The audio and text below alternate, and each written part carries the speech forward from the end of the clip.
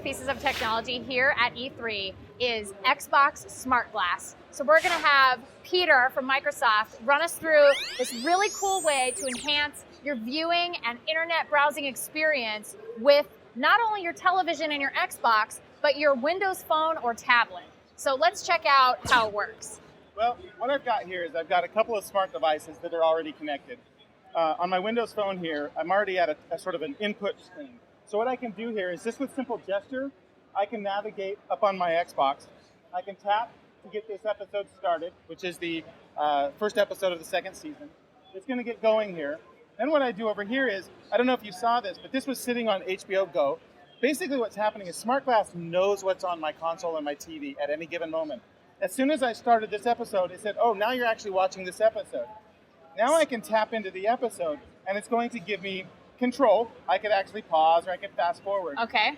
But it gives me other information, and most importantly, it gives me these activities. So what's this interactive map here? What does that mean? Well, I tap this. What happens is it launches this map. Now, this map's available on the internet. You can go out and get this.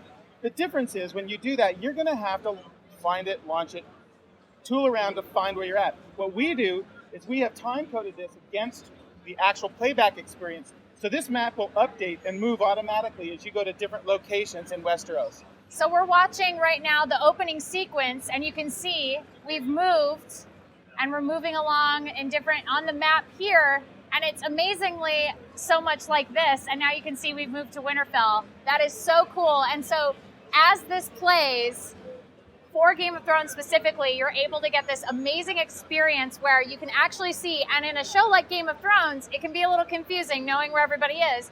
You can actually get an idea of where all of our characters are, what they're doing, and where they are relative to each other, which is such a great experience. And you guys aren't only doing this for television, you're doing it for internet browsing experiences and also movies where you're able to look up specific scenes with certain actors.